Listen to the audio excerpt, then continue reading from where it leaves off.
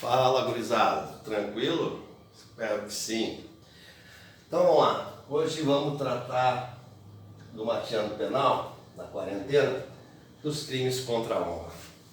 Então, aqui tem duas questões que a gente gostaria de enfrentar, que eu acho mais importante do que propriamente o esquadrinhamento dos tipos penais. Embora a gente vai ver rapidamente, mas eu acho que essas questões são mais relevantes para a questão do futuro desses tipos penais. Então veja só, nós temos aqui,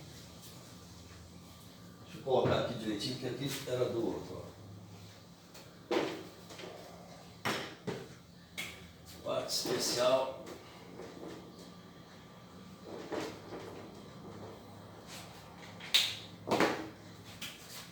Crimes contra a honra. Agora sim.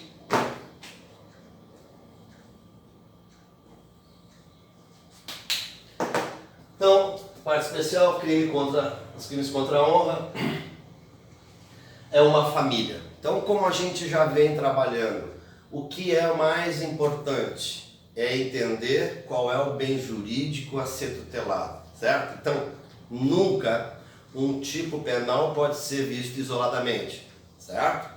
Sempre ele faz parte de um grupo, de uma família, que tutela em específico um bem jurídico.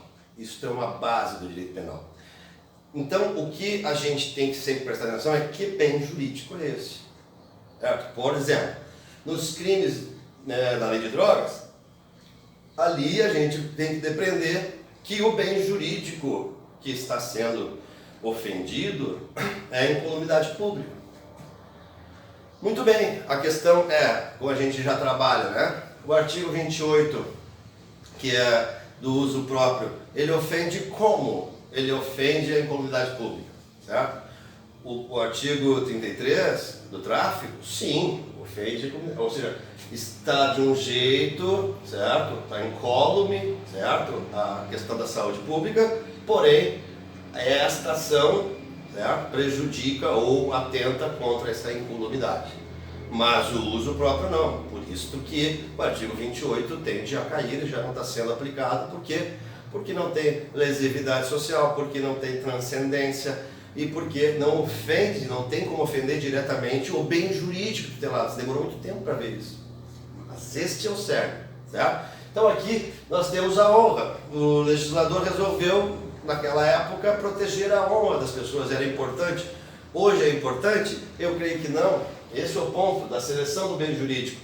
Nós já vimos isso, né, numa outra aula. Precisamos que seja de interesse público. É de interesse público quando a tua ex-mulher, teu ex-marido vai lá na frente da tua loja e te calunia, te difama. Isso é interesse dos outros? É interesse de todo mundo?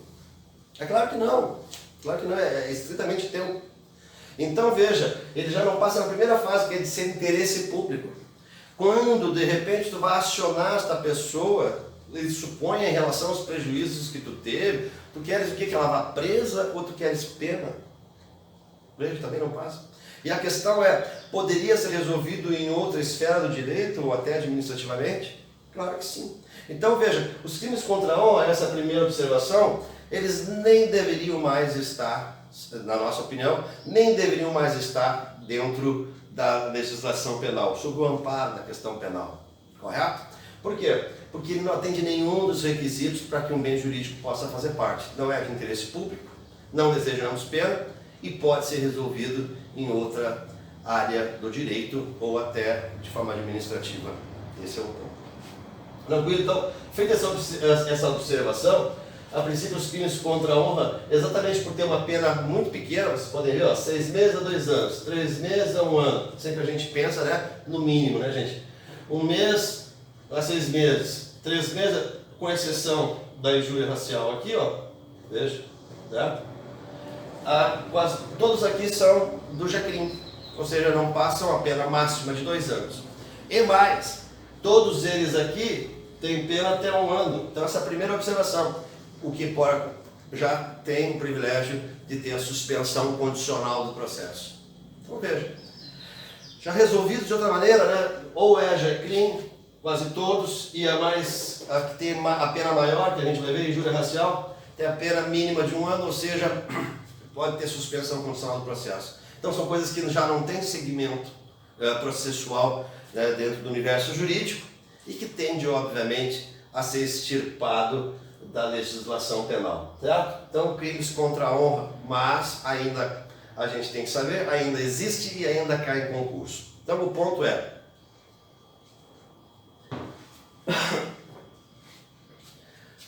categorização do bem jurídico. Aqui nós poderíamos ficar uma aula inteira e este seria o ponto mais importante, certo? O que é a honra? Mas aqui não vamos ter tempo, então vamos sintetizar, certo? A honra, certo? É algo subjetivo, é algo que tu tem, primeiro, num aspecto subjetivo e que tu transporta isso para a sociedade, certo? É uma imagem, é um status, né? É como as pessoas fazem nas redes sociais. As pessoas necessariamente não são aquilo que elas postam uma imagem, elas utilizam aquele meio para firmar uma imagem, certo? Então tem gente que só posta imagem dançando funk, ela vai ter dos outros uma imagem. A outra só posta imagens religiosas, ou ditos religiosos, ou outro só questão jurídica. Cada um vai plantando, né, uma imagem na questão social, na subjetividade social. Então tem dois aspectos básicos. Existe a honra subjetiva e a honra objetiva. Este é o ponto fulcral aqui. A honra subjetiva é aquilo que tu tens de ti, certo? O professor Denis se acha uma pessoa íntegra, se acha uma pessoa bonita, se acha uma pessoa inteligente, se acha uma pessoa caridosa, se acha um monte de coisa. É a imagem que eu tenho de mim. Algumas dessas eu quero que os outros vejam.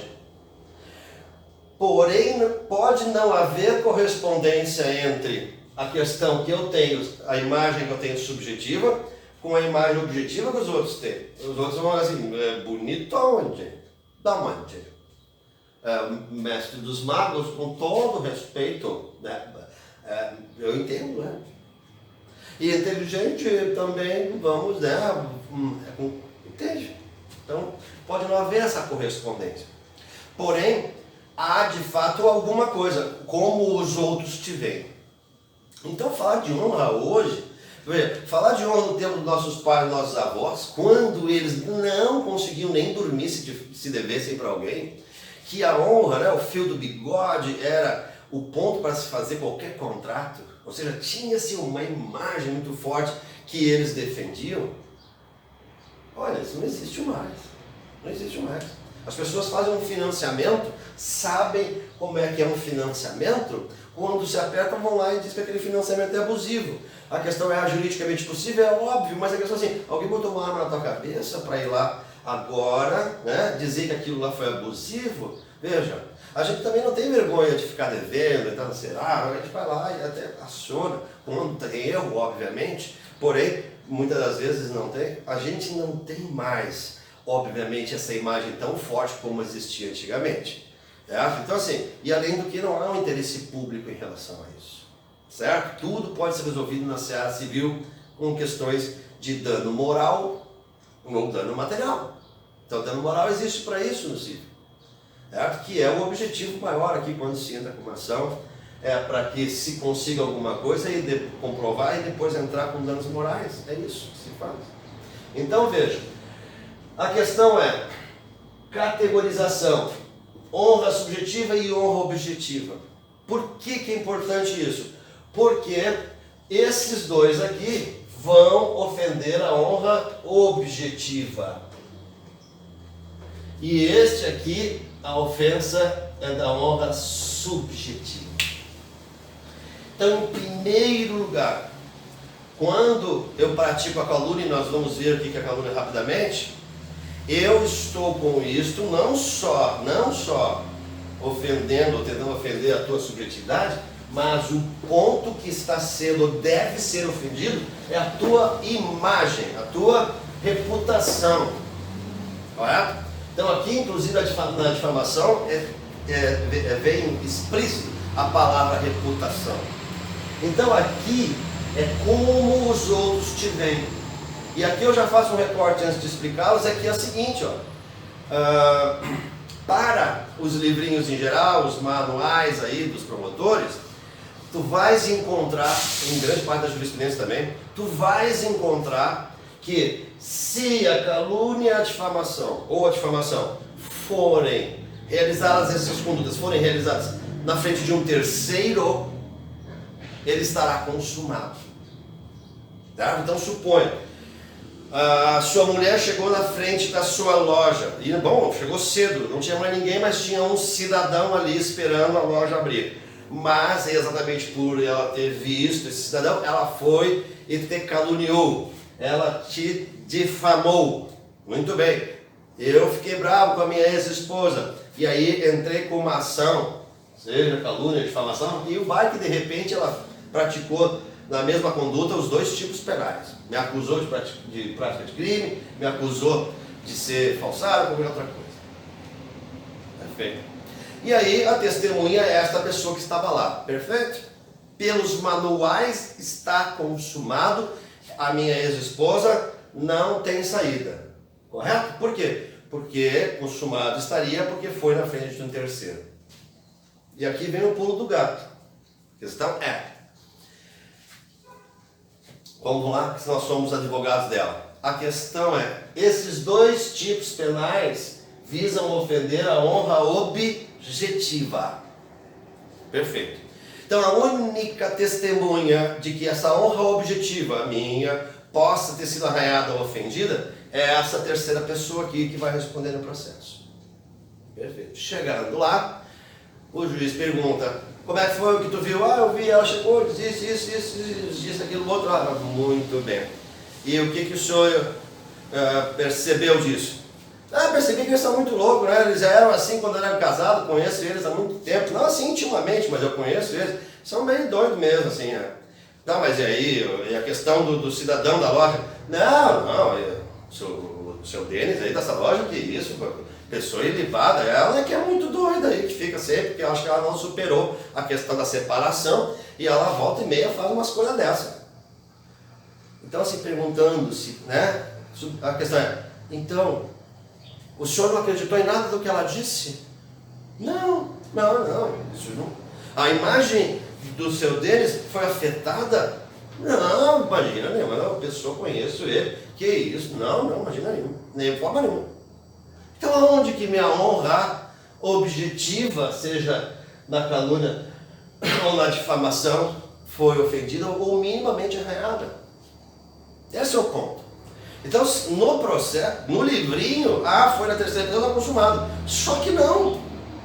Por quê? Porque aí nós nos remetemos lá para o intercrimes, né? A intercrimes, para entrar da fase de preparação para a fase de execução, ela, certo, teria que ter um meio eficaz e um objeto próprio.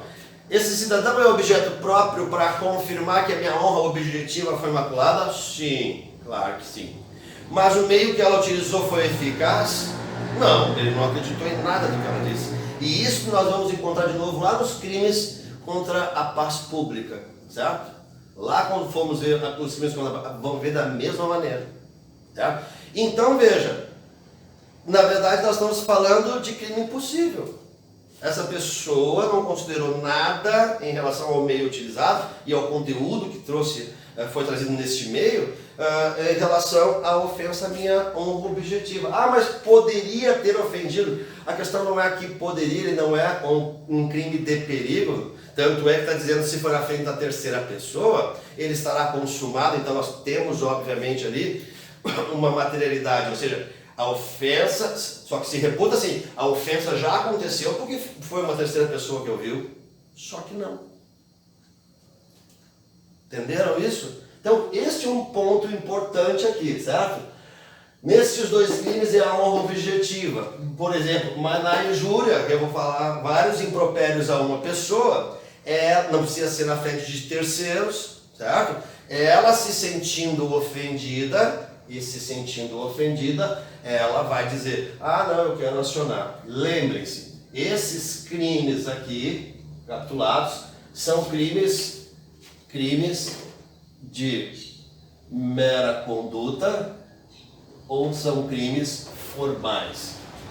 Estes dois aqui são crimes formais. Este aqui, um crime de mera conduta. Lembra disso? Então, um crime de mera conduta, eu pratico esta conduta, ó, eu tenho conduta e emendadinho em resultado. Então, o crime de mera conduta, eu digo, falei, ele naquele exato momento se sentiu injuriado, então o resultado aconteceu. Perfeito? Então, mas no crime de calúnia e difamação, ele também é um crime de mera conduta, ó, só que tem a possibilidade de um resultado danoso além.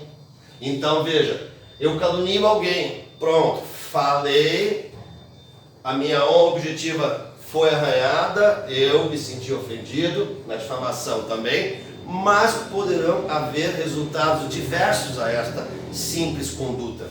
Eu posso ter prejuízo, eu posso ser execrado da cidade, eu posso ser qualquer outra coisa. Resultados além da própria conduta. Por isso são chamados de crimes formais. Ou seja, é um crime de mera conduta com rabinho. Ou seja, o resultado pode ser além daquela mera conduta. Tranquilo até aqui? Perfeito. Então, o que nós temos aqui? Nós temos a calúnia, né? Então, no texto legal, diz assim, rapidamente, né? Caluniar alguém, imputando-lhe falsamente fato definido como crime. E difamação, difamar alguém, imputando-lhe fato ofensivo à sua reputação. A palavra que eu destaco aqui, ó, é fato. E fato tem nos dois, olha aqui, ó. Que diferença tem isso, professor? É a seguinte: uma coisa é hipótese, a outra é fato. A lei penal trabalha com hipóteses. Não matar alguém é uma hipótese. E todo tipo penal é uma hipótese, não é um fato concreto. Então, a lei penal, quando ela quer falar desta hipótese, ela tem que dizer crime ou tipo penal. Fora isto, nós temos fato. Lembra da maquininha de fazer crime, fato típico, quando jurídico culpado? O que entra aqui? Um fato. O que pode sair do outro lado? Um crime. Fato típico, fato antijurídico, fato culpado, sai do outro lado, crime. A palavra aqui é fato, e quando a gente está analisando tipos penais em específico, cada palavra tem que ter o seu sentido demarcado.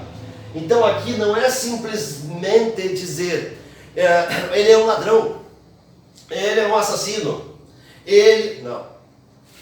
Isto não é um fato, isto é uma hipótese, certo? Fato.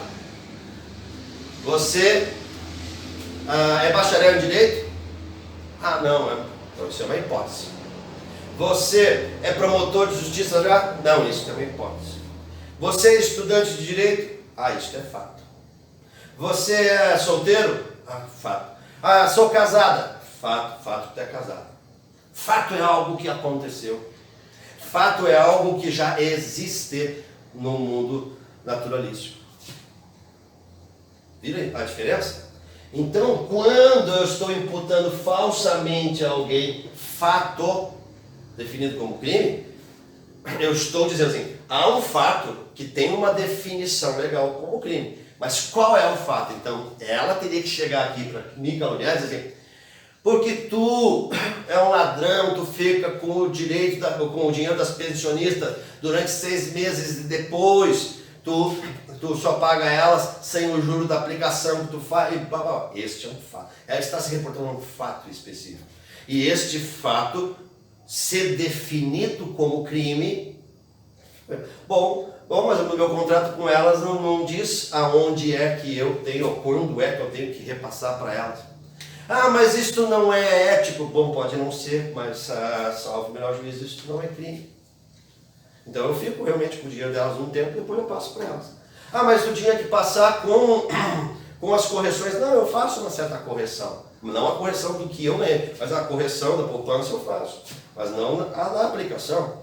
Ah, mas eu não acho. Bom, tu não acha justo também, pode ser até antiético. Porém, isso não é ilícito. Se não é ilícito, meu querido, este fato não está definido como crime, então, isto não foi uma calúnia. O fato tem que estar definido como crime. Então assim, ah não, eu sei que tu pega e fica com parte do dinheiro, diz para elas, falsifica um documento dizendo que elas só receberam X, que é a metade do valor dela. Ah, este fato que ela está acusando, este fato sim é definido como crime. Então, não basta ser um fato, tem que ser definido como crime. Porém, eu vou fazer esta afirmação falsamente. Isso quer dizer, então, que para ser calúnia,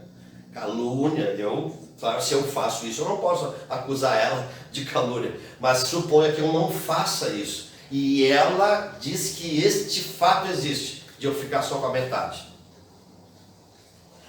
Então ela está fazendo uma afirmação de um fato de forma falsa. E isto é importante que a gente entenda. Tá? Então o primeiro ponto, ser uma afirmação que eu sei que é falsa. Eu sei, a minha mulher sabe que eu não faço isso. Já trabalhou comigo, mas ela quer me prejudicar. Então ela faz a afirmação falsa de um fato. Certo? Então, e este fato, se fosse verdade, teria que ser definido como crime. Este é o primeiro aspecto da calúnia. Até aqui foi? Tranquilo? Então vamos seguir.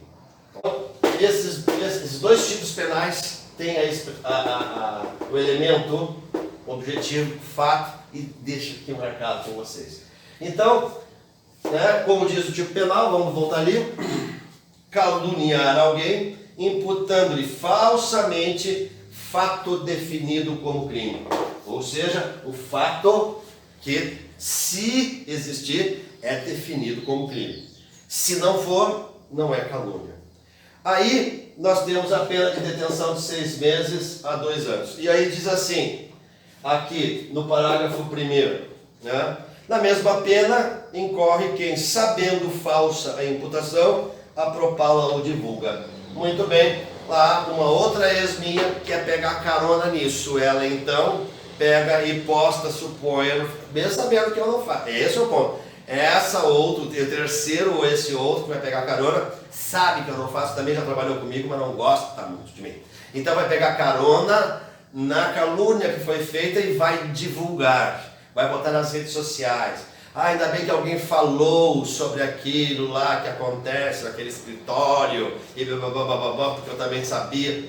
E ela divulga isso, né? Ou propala isso, como diz aqui, né? Então, na mesma que falsamente a imputação, a propala ou divulga. Muito bem. Então, esse aqui vai ter a mesma pena daquele que praticou o fato. Tem a mesma gravidade? Deveria ser a mesma pena? É uma questão a questionar, certo? Por quê? Porque essa segunda pessoa não teve o exercício do verbo, do núcleo do tipo penal para ofender. Ela simplesmente divulgou isso. Então, veja, isso já é uma questão a ser questionada, se a pena deveria ser a mesma. Correto? Porém, esta é a prescrição do tipo. No parágrafo 2º, fala em relação aos mortos, né? É punível a calúnia contra os mortos. Por que é punível a calúnia contra os mortos? Porque nós não estamos falando de honra subjetiva, né? Obviamente quem está morto não tem mais esta honra subjetiva, mas claro, pode ter a honra objetiva. Ah, ele era um torturador e ele Bom, falando desta maneira, ele era um torturador, não configura nada. Por quê? Voltando, tem que ser um fato. Ele era um torturador, torturou meu pai no ano de tal, lá na cidade de tal, sei lá. E aí depois de morto, essa pessoa morreu com uma honra objetiva imaculada, e eu vou lá e exponho isso. Muito bem. Se isso é verdade, não é calúnia. Mas se eu faço uma imputação falsa deste fato, este fato não aconteceu, não tem nem pai, né? Nem pai eu tive. Mas eu quero fazer esta afirmação. Então, é uma afirmação falsa de um fato, ou seja, esse fato não aconteceu, ou não foi bem assim, e então a família dessa pessoa que já faleceu pode, segundo o artigo 31 do Código de Processo Penal, entrar com uma ação para resgatar a reputação do seu falecido. Tem uma ordem sucessória lá e como é que eles podem entrar com esta ação, certo? Por quê? Porque querem preservar a honra deste que já morreu. Tranquilo até aqui? Feito. Então, aqui, quem faz a conduta? Aqui o terceiro que não faz a conduta, mas divulga ou propala. E aqui a questão dos mortos, que daí a família, na sequência do artigo 31, pode fazer com que esta ação se dê. Parágrafo 3º, prova da verdade. Então aqui, admite-se a prova da verdade. Isso quer dizer o quê? Não, eu não caluniei ele. Eu estou dizendo que sim, ele é um torturador, torturou meu pai, e eu vou demonstrar, eu tenho provas disso, sejam periciais, testemunhais, documentais, de que este fato existiu. Bom, esse é um recurso da defesa, mostrar que aquilo não é calúnia. Por quê? Porque calúnia é falsamente atribuído. E aqui não é, aqui é um fato que aconteceu. Então eu provo isso. Então isto é a exceção da verdade. Porém, aqui tem limitações. Então, admite-se salvo se constituído o fato imputado o crime de ação privada, o ofendido não foi condenado por sentença irrecorrível. 2. Se o fato é imputado a qualquer das pessoas indicadas no número 1 do 141, Presidente da República. Se o crime imputado, embora de ação pública, o ofendido foi absolvido por sentença irrecorrível. Muito bem, se ele foi absolvido por sentença irrecorrível, não foi ele que praticou. Então veja, será calúnia se, por exemplo, após a decisão de primeiro grau, que essa pessoa supostamente matou um familiar meu, e ele foi condenado pelo júri? Olha que louco. Aí assim que saiu a sentença de primeiro grau, eu digo, homicida, assassino, e eu então digo a ele isso. Bom, o ponto é, isto é realidade? E aí é um ponto controverso. Na minha mente, ele já foi condenado, mas acontece que, entendeu? É que ainda existe um percurso. Esta sentença não transitou em julgado ainda. Esse não transitou em julgado, a gente não sabe se este fato é verdadeiro ou falso. Por quê? Porque ele pode, em qualquer momento, ter essa sentença transitada em julgado e ele ser absolvido. Se ele foi absolvido, ou porque o fato, sei lá, não existiu, ou o fato existiu, mas foi provado que não é ele o autor, esta afirmação prematura foi falsa, foi falaciosa. Então, veja, não, mas eu chamei ele, sim, chamei ele, mas acontece que eu quero fazer a exceção da verdade, porque ele foi condenado em primeiro grau quando eu falei isso, só que ele foi absolvido em sentença. A senhora devia ter ficado com a boca fechada e esperado o trânsito julgado. Olha que doido isso, né? A gente então faz uns tipos penais que geram uns problemas que às vezes são quase insolúveis, tá? Então assim, eu só sei que existiu um crime e só sei que existiu um autor do crime quando eu tenho uma sentença penal condenatória transitada em julgado. Antes disso eu não sei. E qualquer manifestação antes disso, por mais que pareça verdadeira, pode se tornar falaciosa. Ah, mas no momento em que eu falei, bom, mas no momento em que tu falou, a gente não sabia ainda. Então, veja, essa pessoa pode ser considerada uma caluniadora. Veja que louco isso. Certo? Esse seria o parágrafo terceiro. A difamação.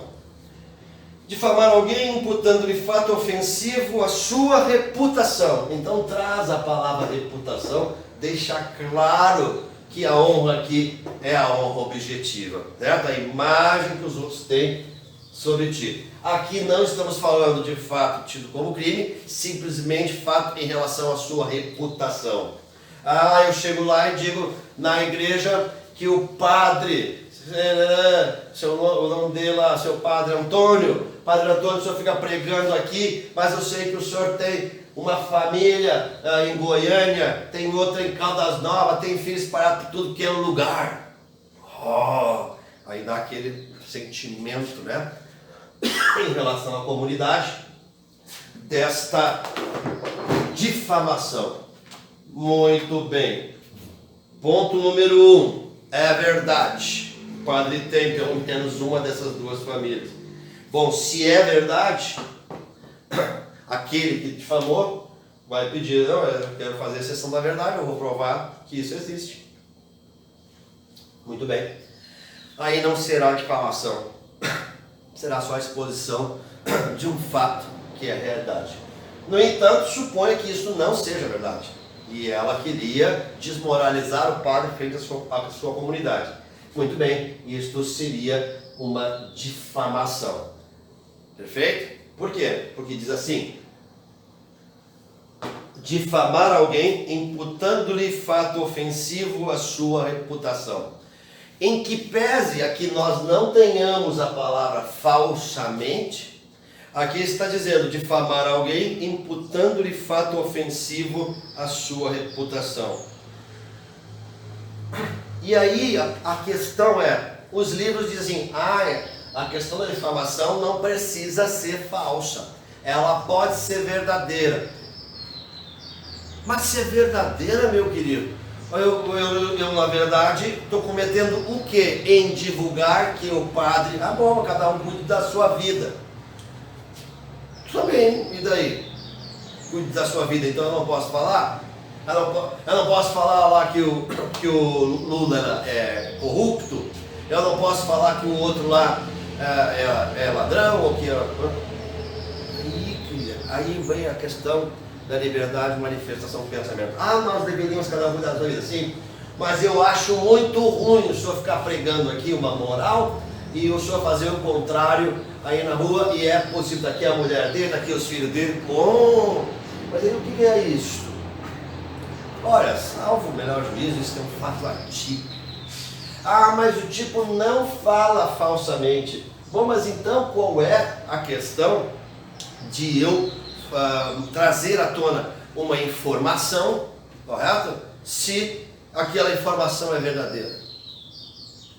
O fulano lá gosta de levar pro hotel criancinhas.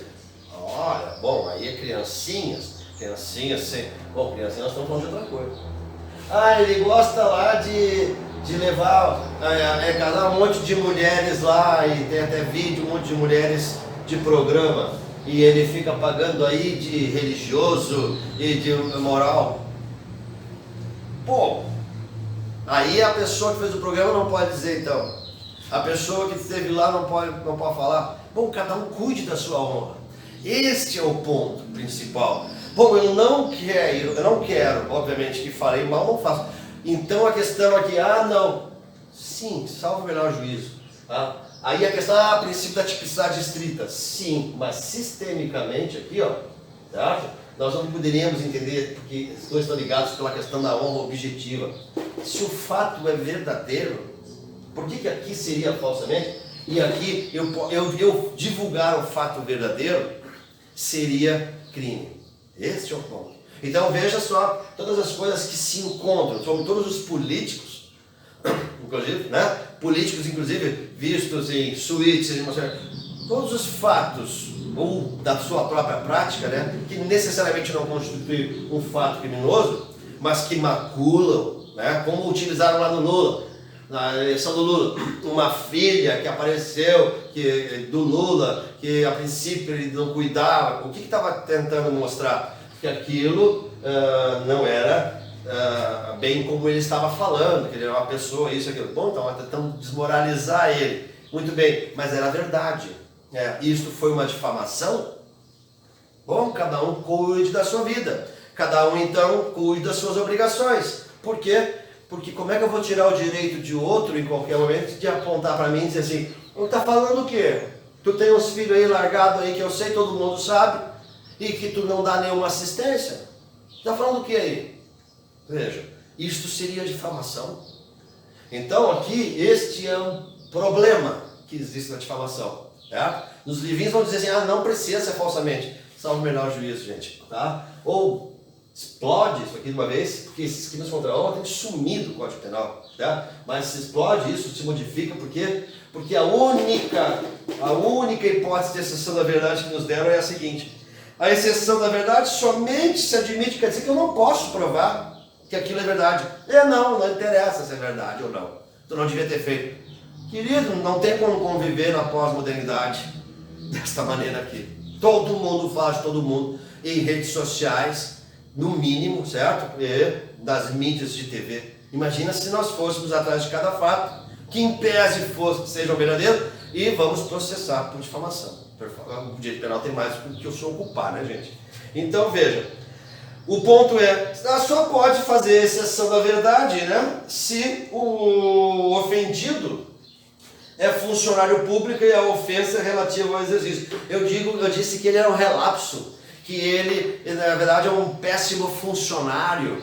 E, muito bem, então eu posso fazer exceção da verdade, porque eu vou provar que ele exerce mal a sua função enquanto funcionário público, e aí eu posso ir lá, veja, eu posso ir lá dizer, é verdade, ele é um péssimo funcionário, está aqui, ó, filmagem está aqui, entre pessoas testemunham de que ele é um péssimo funcionário, não cumpre com as bases da instituição pública. Então aqui pode ser verdadeiro. E aí eu posso fazer exceção da verdade em relação a que lógica tem isso? Que lógica tem isso? Então veja, se eu posso fazer exceção da verdade, mostrar que eu não difamei o funcionário público, porque ele é exatamente o que eu disse, se eu posso fazer isso, por que eu não posso fazer em relação aos outros? Certo? Tipo penal Frankenstein. E a gente vai encontrar vários. Certo? Então, isto é o que eu quero apontar a vocês. Isto é importante. Não basta olhar nos livrinhos, não basta ler lá e decorar o que os livrinhos dão lá como regra, nós temos que questioná-los, certo? Aí diz assim, então eu posso ser contra o fulano, beltrano, botando do livrinho tal, livrinho tal. É óbvio, esta é a nossa função, certo? Mas então, num concurso, ele quer dar um concurso que não seja de nível superior, que não seja para juiz, promotor, delegado, defensor, que não seja nível médio, decora os livrinhos e dá a resposta dos livrinhos. Vê lá qual é a bibliografia recomendada, se eles dão, e decora o que está lá e dá a resposta, certo? É a informação, não estão pedindo para te pensar, só para te devolver a informação. Agora, te garanto que em níveis maiores, meu querido, isto aqui vai ser exigido. Qual é a sua posição? Numa terceira fase do Ministério Público que seja, certo? A posição, sorteio contra a honra. Não basta eu mostrar tudo que está nos livrinhos, eu tenho que ter um pensamento crítico sobre isso. Defensoria Pública nem se fala. Magistratura também. Eu tenho que pensar sobre o meu fazer. Este é o ponto importante. Tranquilo, gente? Então, veja. Se eu posso fazer exceção da verdade, qual é? Porque é o Estado. E sim, e daí? Se eu posso fazer exceção da verdade com um, eu devo poder fazer com todo mundo. O fato, então, veja, como defesa, né? Para mim, defesa. Eu não difamei ele, certo? Ele se difamou. Porque ele praticou este ato, e sobre isso eu tenho prova. Está aqui, pá! Como é que eu não vou poder?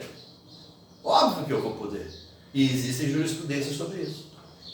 Tranquilo, gente? Não tem a previsão aqui, não diz que é falsamente, então englobaria mesmo os fatos verdadeiros.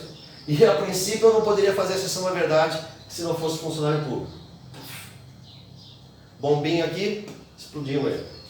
Feito, vamos lá, que esse aqui é um dos mais importantes para a gente finalizar aqui. Injúria. Injuriar alguém, ofendendo-lhe a dignidade ou decoro. Veja, então termos que apontam para a questão da subjetividade. Dignidade ou decoro, é aquela sensação que eu tenho, ofendeu a minha dignidade. Bom, cada um tem a sua. O meu decoro. Tu falou uma palavra, um palavrão. Mas, bom, o outro nem. Bom, não é isso. Injuriar alguém, certo? É realmente falar palavras ofensivas àquela pessoa, certo? Como lá no Sul, que poderia ser considerado injúria, né? Quando, assim, policial militar é chamado de porco, policial civil é chamado de rato. Vem lá vem os ratos, lá vem os porcos. Isto é um fato que a princípio ofende a dignidade e pode ofender a dignidade da pessoa. Mas a pessoa pode simplesmente também não se ofender. Lembra? Eu tenho a conduta, eu tenho um não resultado. Certo? Aqui não estamos falando de nexo causal. Ou por quê? Porque crimes formais e crimes de mera conduta. Então aqui, ou tem ou não tem o resultado. E este é o outro ponto mais importante ainda. Certo? Ou seja, por mais que o terceiro veja alguém caluniando, alguém difamando, certo?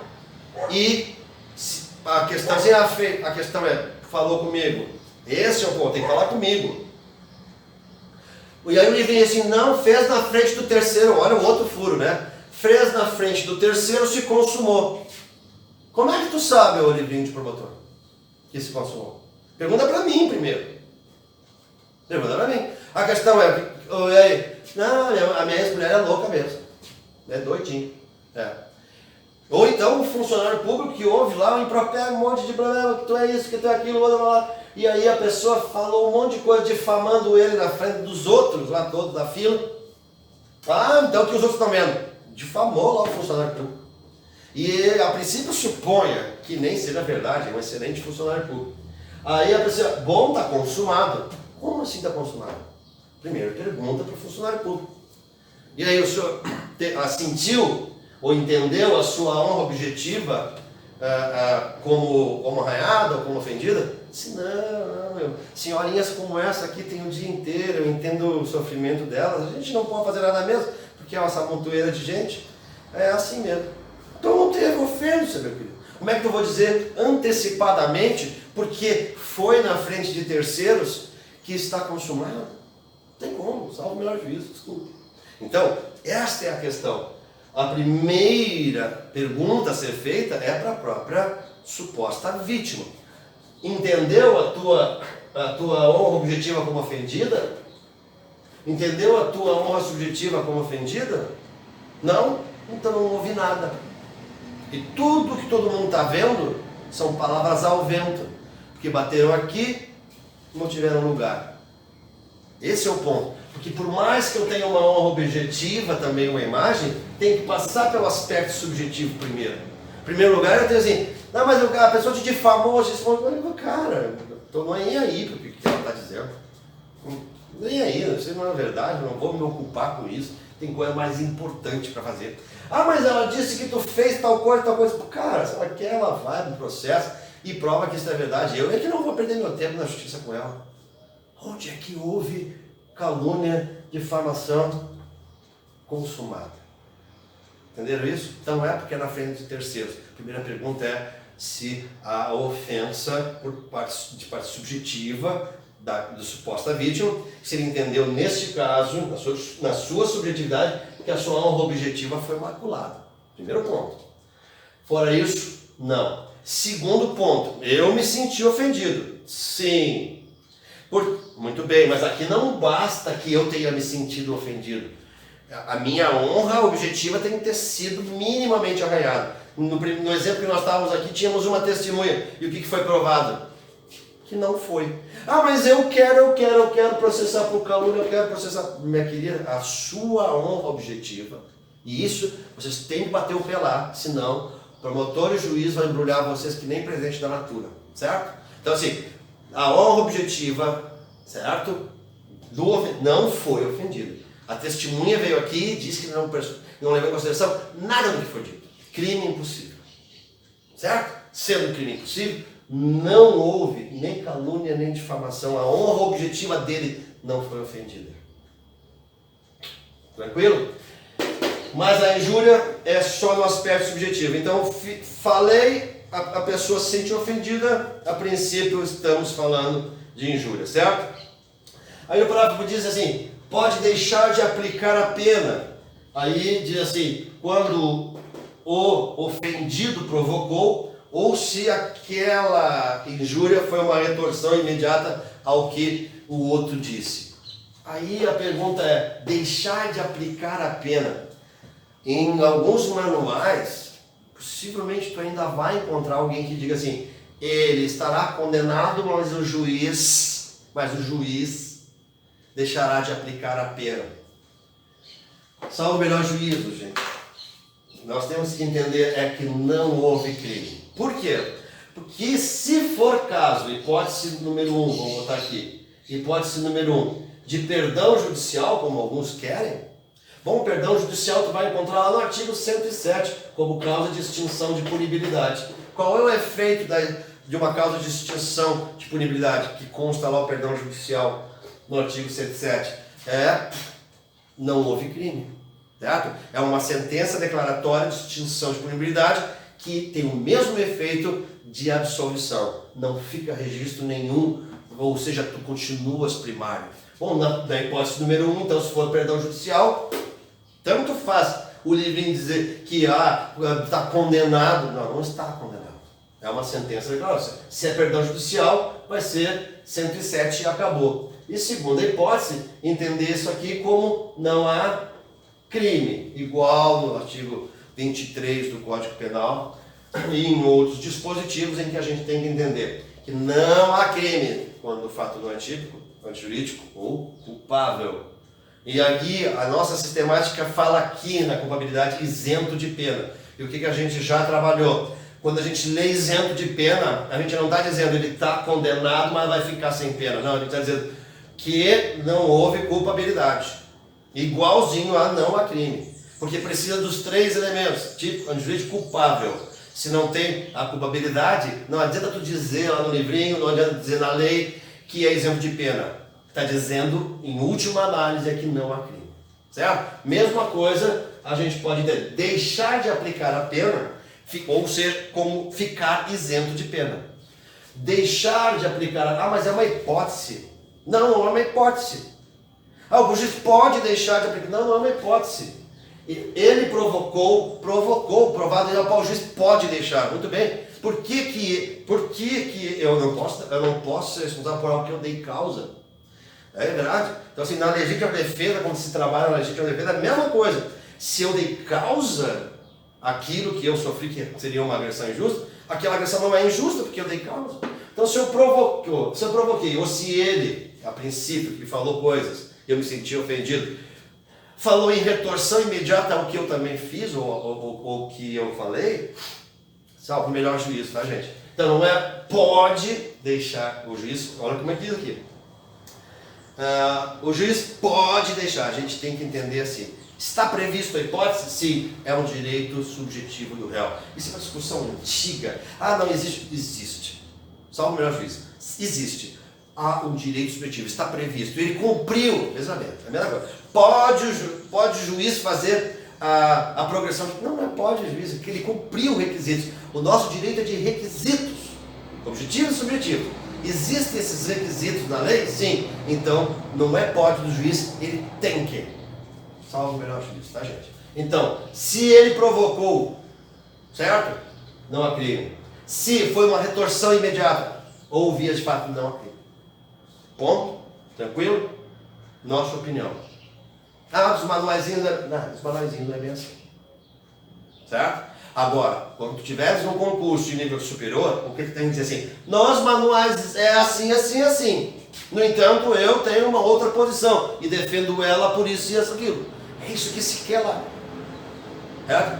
Tanto na prova escrita, depois da prova objetiva, quanto na prova oral, é isso que se quer. Alguém que tenha senso crítico. raciocínio sobre o seu fazer. Não queremos lá em cima papagaio de livrinho, tá?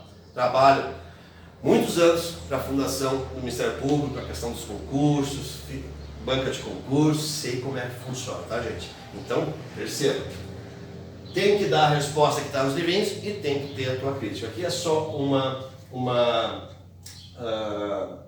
contribuição. A injúria aviltante que tem aqui no, já estamos indo para o final, no parágrafo 2º, que diz assim: se a injúria consiste em violência ou vias de fato que por sua natureza ou pelo meio empregado se consideram aviltantes. É aquele gesto que eu chego por trás do outro, dou um croque na cabeça dele, chamo ele, ou passo a mão nas nádegas dele, na bunda dele, como uma forma injuriante. Muito bem, então o que está dizendo aqui é que se for numa destas formas aqui, certo?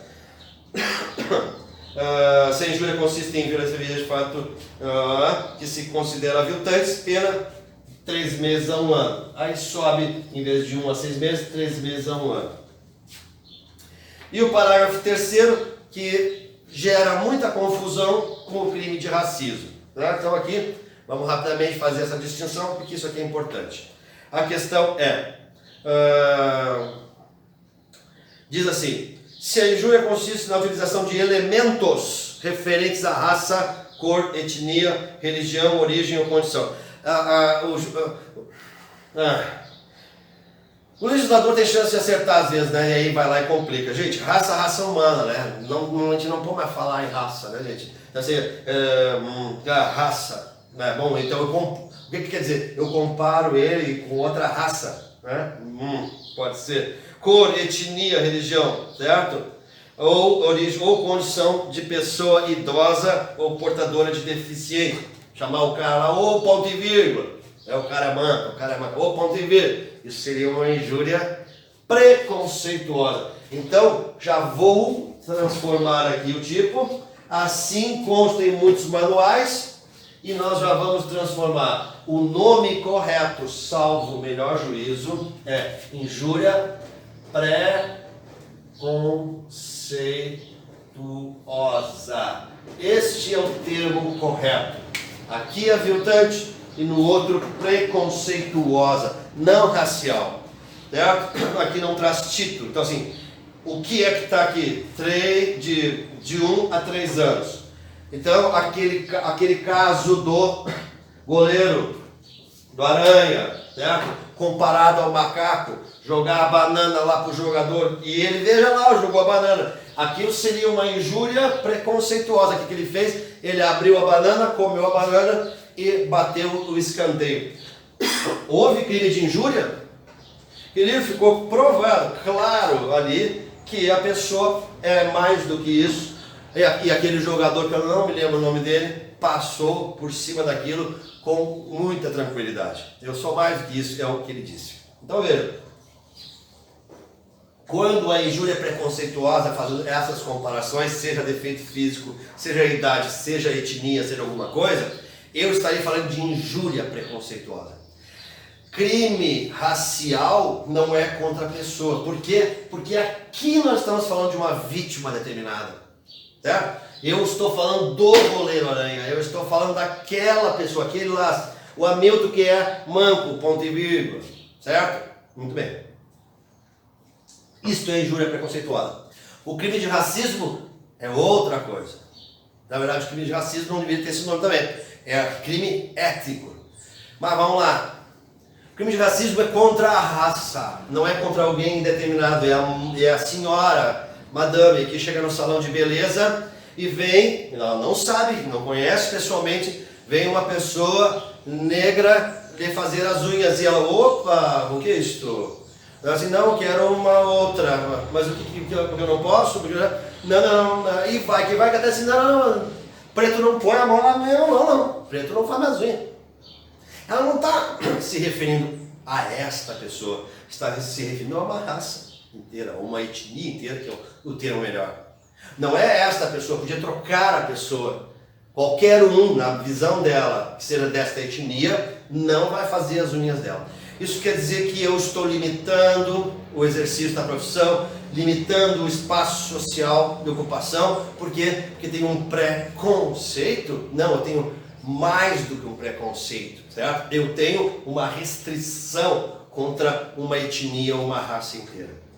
Isto é crime racial. Aí é outra legislação, aí é o crime racial. Aqui é uma vítima em específica a qual eu faço comparações, certo? Eu faço um menosprezo à pessoa dele fazendo comparações. E essas comparações, obviamente, têm que ser de cunho a ofender a dignidade em específico. Tranquilo, pessoal? Então fica aqui a nossa contribuição em relação aos crimes contra a honra. Eu desejo que vocês estudem os livrinhos, certo? Os manuais. Depois disso, formem também as suas posições em relação a isso. Certo? Essa é a nossa contribuição. Continuamos aqui com as duas questões bem claras, certo? Que eu acho que são mais importantes do que entender. Entender e ter uma visão crítica. Então, daqui tem duas questões. Esse bem jurídico, honra, deve estar ainda no Código Penal ou sob o amparo da legislação penal? Primeiro ponto. Segundo, enquanto estiver, entender muito bem o que é honra objetiva ou honra subjetiva. Então, este é um assunto que dá para aprofundar, certo? Detalhes, o que seria realmente a honra objetiva, hoje nos dias atuais, o que seria uma ofensa à honra subjetiva, certo? O que não seria, o que já foi uma ofensa à honra objetiva e hoje não é. Então, se hoje não é, como é que a pessoa pode se sentir ofendido ainda? Ah, mas a questão é subjetiva. Não, é objetiva. Se as pessoas hoje não dão bola mais para certas coisas como davam antes, certo? Esta honra objetiva, ela tecnicamente não existe. Então não adianta dizer, mas subjetiva. Não, subjetivamente eu entendo que tu se sentiu ofendido, mas tua honra objetiva foi ofendida. Existe esta honra objetiva. Vocês entenderam como isso aqui dava para aprofundar muito, mas não vamos ter tempo. Então sugiro a leitura e qualquer coisa também podem fazer pergunta, a gente pode de repente discutir um pouco mais. Mas o que é hoje, situando hoje, o que é hoje uma ofensa à honra objetiva? Que honra objetiva as pessoas realmente têm? Que honra objetiva realmente elas preservam? Ah, eu sou uma pessoa, mas tu posta tais coisas, meu querido. Ah, eu sou uma pessoa assim, mas tu é religioso, mas faz arminha, querido. Eu não estou te entendendo. Tu prega a violência. Ou seja, hoje nós estamos no universo das idiosincrasias. Nós somos um apanhado de idiosincrasias. Nós falamos uma coisa e nós fazemos outra, e isto é um problema grandíssimo. Tranquilo, gente? Fica a dica. Bom estudo para vocês. Um bom mate. Até a próxima.